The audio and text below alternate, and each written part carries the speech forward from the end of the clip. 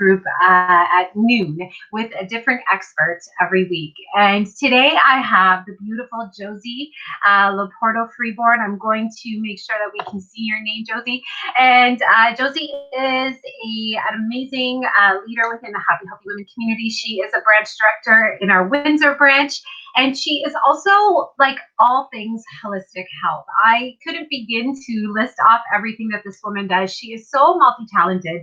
And so I'm going to hand it over to Josie to share all of that. But I am really excited about this call today because I know that we are going to touch on something that many people are feeling right now and are struggling with, and that is the ups and downs of mood. And you know, with Josie, it's so funny because everyone that I talk to has been saying, like, you know, there's some good days, there's some not good days, and it's just, you know, getting through. And I'm so grateful for you to have this conversation today because I know that we're going to talk all about getting through. So I'm going to hand it over to you and let you share a little bit more about you and what you do for this world. Well, thank you, Natalie. I'm so glad to be here again. As technology provided me with some challenges with being a little bit slow, it tested my mood today. I actually put makeup on and did my hair so that I could be in a good mood, because that actually does affect how we have our day. Actually, if you spend all day with no makeup, hair not done, and in pajamas, you might be in an okay mood, might be in a good mood. But I tell you, when I do take the time to put on, you know, something other than, as people describe, their daytime pajamas and their nighttime pajamas right now, it does affect my mood. And having done that, I don't usually wear makeup unless I'm going out somewhere. I usually do my hair somewhat. I'm in need of a haircut, but it does affect the mood. So first and foremost, that part of our appearance, our personal space, and our personal being, I would say, is the biggest thing that we can do in order to control how we feel about ourselves and the world around us. In my business, one thing that I talk about a lot is stress management, controlling our mood, being able to alter our mood when we get into a very challenging state. And there's some tips and tricks and little techniques that we all can do without actually having to go out of our house and see a professional for a massage or for our pedicures or those things that do help us feel better. Yeah, amazing. So tell us a little bit about, you know, what we're facing right now in terms of how that can affect our moods, because I feel like, you know, some people, there's a lot going on social media, first of all, right? And so lots of people are feeling like maybe they're not productive enough. Lots of people are feeling maybe that they're still exhausted because they have now this added, you know, responsibility of teaching their kids. So there's a whole bunch of things that are happening. So tell us about like how we let the outside world affect us right now. Well, definitely the outside world affects us regardless of what state of our environment we're in, or what we're dealing with any time of the year, whether it be our state of global being right now, or whether it be under the what we know as our normal that we're used to. The external environment of the people we surround ourselves with, or in this case, the people that we don't surround ourselves with right now, definitely has an effect on our mood, because we as human beings are social creatures. We are used to being attached and involved with people, whether you're an introvert or an extrovert. Introverts as well require and crave somewhat human attention. And right now, we're forced to do this human attention seeking via online methods. So going from the in-person having our coffee talks even to changing everything to be online can definitely have a drastic effect on our mood. And as you mentioned, even our productivity level. Do we feel like we're not good enough, or we're not being, you know, good enough teachers to our children? And if you don't have children, are you accomplishing enough? Because for some reason, as our society has created this speed that we're so used to living in, which has its own disadvantages actually to our mindfulness and our moods and how we feel about ourselves. We are forced to step back from that reality that we're so used to having. And in a way, we have to change our perspectives. And I'm not one to tell a person what you have to do. I give suggestions, and it has to be up to you to want to embrace that suggestion and maybe try it. But at this point, what we really do have to do is shift our perspective. We're used to seeing our normal to looking at this time now as this is my normal right now, and how I perceive that. Our perception of our surroundings has a lot to do with how we feel our emotions and our mood. Yeah. Makes some sense, I guess. Yeah, 100%. I mean, and so it's really interesting because I was comparing it to, um, when we are sort of like in university, right? And for those who were like moved out to go to university and lived in like, kind of like a schleppy apartment and just didn't really care. And, it was temporary. They weren't going to be there for very long. So they didn't bother doing much. To then, purchasing your first home and like giving it love and painting the walls and taking care of it. And that sort of feels like the difference for me in the sense of like treating this time as we are here to stay versus treating this time as a temporary, like it is temporary for sure. We will be going back to some new normal. But I can so see how that would affect our mood if we're thinking, well, this is going to be done soon. And so I'll just, do nothing, or I'll just, watch Netflix and have Netflix reruns and all these things, right? Or binges, I mean. So tell me about some things that we can be doing right now, because I love this idea of making this our reality for right now, the now. What are some things that we can start to do to treat this as the now? And I know that we have some people watching, and if you have any questions or comments, please do share. We have Josie here for a few minutes. Thanks. Yeah, one thing that I really try to do, regardless of whether we're in a global pandemic or we're in our regular everyday life of craziness, or even a life every day of calm, if you're so blessed to have that, I really try to use the word perspective. And we can use that as a thought provoking word. When you look at it in any situation, you'd say, what perspective am I looking at this scenario with? And oftentimes, if we just shift that perspective a little bit, we actually can alter the state of our emotion and the state that we're feeling in that moment. I'll give an example. Very recently, March 13th, it was Friday. I had picked my kids up from school. Thursday, I hesitated to send them, but I still sent them. I went to work. That was the day of our normal routine. And then I went grocery shopping to stock up on some supplies. And I got a message from my husband saying, wow, the schools have been announced that they're closing for, more than the March break. Which to me, my first reaction, and this is what happens, we think of these words, reactive, responsive. My first reaction was, oh my God, no way. I was scared.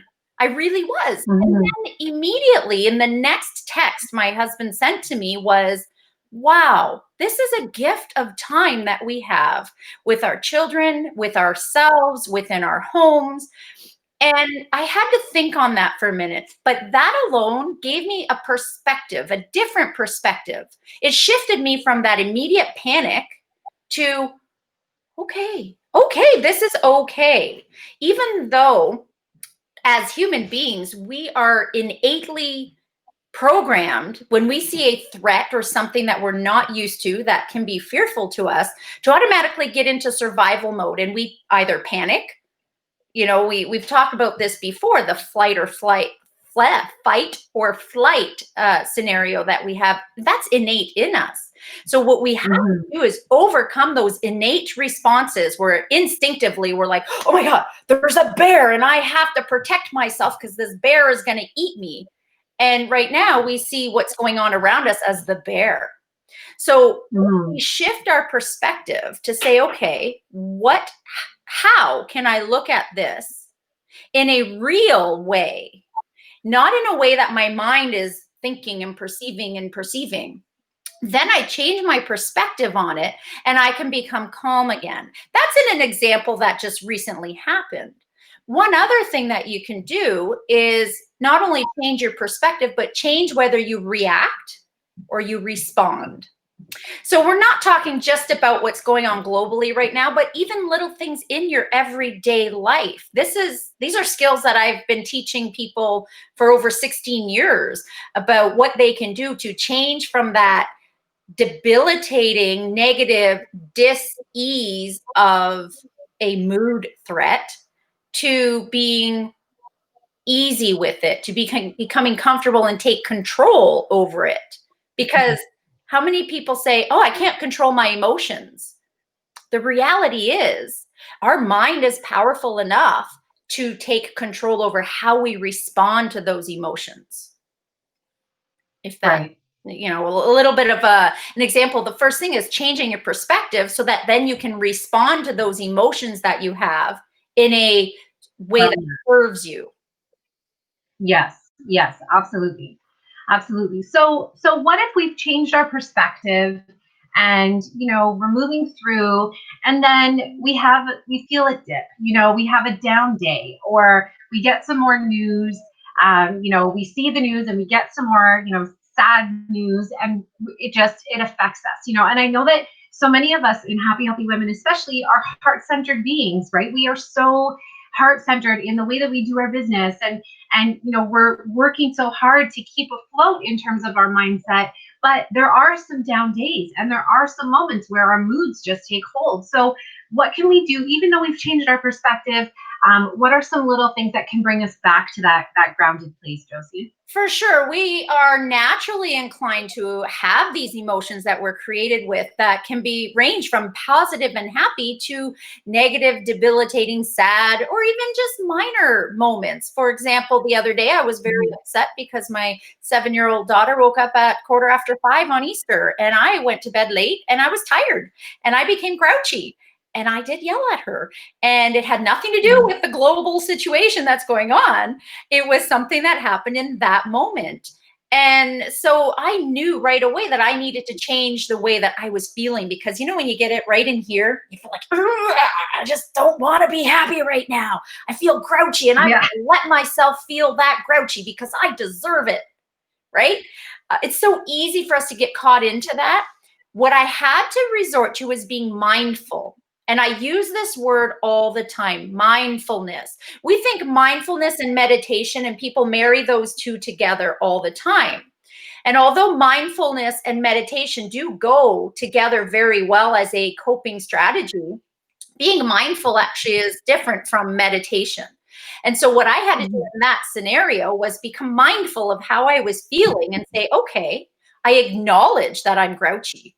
It's okay for me to feel that because I'm a human being and we have emotions. So I acknowledge it and I acknowledged it out loud. Now I said it to my daughter, I'm grouchy right now and here's why I'm grouchy. So if you don't have a family member or if you live alone and you can't say it to anybody, acknowledge it out loud, verbalize it. Don't think on it just in your head. Just say, I'm feeling very sad right now, or I'm feeling scared, or I'm feeling grouchy. Acknowledge that emotion, say it out loud, give it the energy that it's demanding because we feel that. In a way, we can be grateful that we feel that negative emotion because without the negative, we don't know what the positive is like. So it might sound hokey, but we can actually thank that emotion. Thank you for allowing me to feel grouchy right now. But I'm not going to allow that to control the way I'm thinking and the way I'm feeling. What's the opposite then? Where do I want to go with this? I want to feel happiness. I want to feel love in my heart, not anger and frustration. I verbalized that. This was an action that I actually did in front of my 7-year-old daughter and told her, right now I'm feeling grouchy. I'm not feeling very happy. I'm also tired, but I should be feeling, or I want to be feeling love. I want to feel happiness and excitement.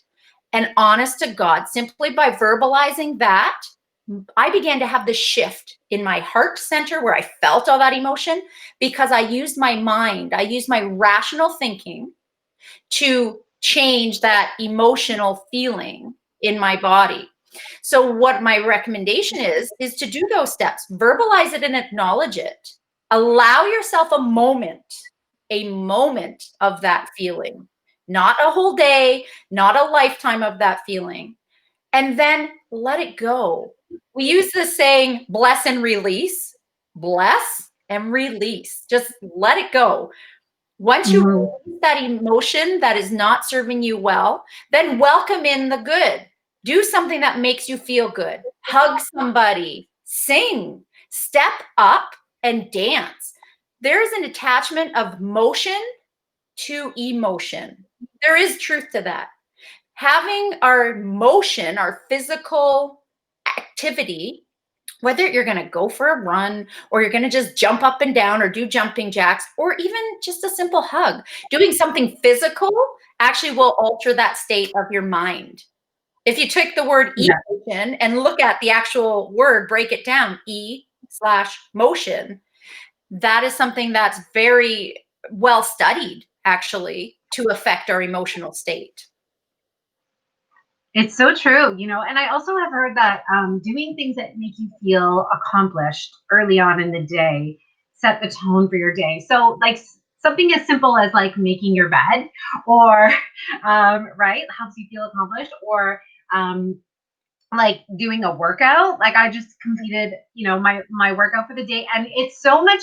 It feels so much better to get it done early in the day versus later in the day, because then you're trying to fix, you know, your mood. If when we're talking in terms of mood, then you're trying to fix your mood versus set the tone for the day. And I love the things that you're talking about: movement, dancing, yeah, just changing that state, altering your own state is really great.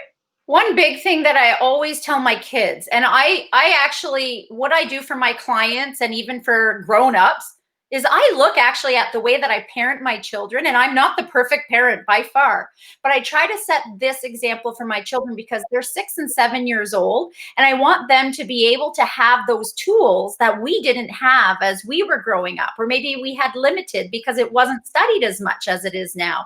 So one thing I tell them is when you go to bed at night, if you're in an angry mood or grouchy mood, likely you're going to wake up feeling the same way. Even though when you sleep, Mhm. your body's regenerating, it's growing, its immune system is functioning better. If you go to bed with a negative feeling in your heart or in your mind, the chances are you will wake up the same way. So Yeah. before you go to bed, rather than even first thing in the morning, set your intention if you have negative feelings to get rid of them, and set your intention that you're going to have a good sleep. And even if you don't believe it, say it, because your mind definitely has a lot to do with your physical well-being. And then when you Yeah. wake up in the morning, begin with an activity that makes you feel happy, makes you feel good, even if you don't want to do it. Brush your teeth. If you didn't brush your teeth all day until 4 o'clock, wake up in the morning and brush your teeth first thing, you know? It's starting Yeah. on a Yeah. good slate. And that will set the tone for your day. And then when something terrible happens or not so comfortable, maybe you're baking bread because it seems to be what a lot of us are doing these days. And that doesn't work out. Instead of you going, oh man, I'm so mad now, you can say, what did I learn from that? And let me move on to something more optimistic and positive. Mhm. Love it. Yeah. So share with us how you work with people, Josie, as we come to the end of our 20 minutes that has gone by so fast. Share with us how you work with people and how they can find you to learn more. Sure. So normally I have two methods of working with people. One is through virtual sessions like this, where we discuss their concerns and I help guide them through either I do guided meditation virtually, or I will do a consultation with them virtually or in person. So the other way is actually in-person hands-on experience as a reflexology practitioner. I do chakra work as well, but in this time, I'm not doing any of that. With other people in a personal setting. So what you can do is contact me and we can set up a virtual session, whether it be video or we can chat. I do a lot of consultations. I do have some options for recorded meditation or mindfulness exercises that people can use at their own kind of like, I guess I have resources on YouTube or other areas where people can access the recordings, but mostly through virtual consultations, kind of like what we're doing right now in this video. So the best way to contact me is either through our Facebook Messenger, Instagram as well at Oily Freeborn. Facebook Messenger is just my name, Josie Loporto Freeborn. And then if you require a phone consultation, I'll give you my phone number directly and we can speak over the phone, the old-fashioned way. Perfect. So I just put contact Josie on Facebook and you can find her tagged on this post here on Facebook and also just by searching her name. So Josie, I want to thank you so very much for being with us today, for chatting with us about managing our moods. Great information. A reminder to be mindful as we move through, what for many of us is a challenging time. I get it. And I'm so grateful for you helping us through. So thank you again. And for those of you who could use some help in this department, please do get in touch with Josie. She's wonderful to speak to. And if you are looking to, step into leadership on the other side of things, we'll talk about you and your business. If you're looking to step into leadership and promote yourself and promote your business through Happy Healthy Women, we would love to have you join us as a trailblazer or branch director, or even as a wellpreneur. Lots of ways to take advantage of what we have to offer. So thank you again, Josie, and have a wonderful day, everybody. Take care. We'll see you soon. Bye. Bye.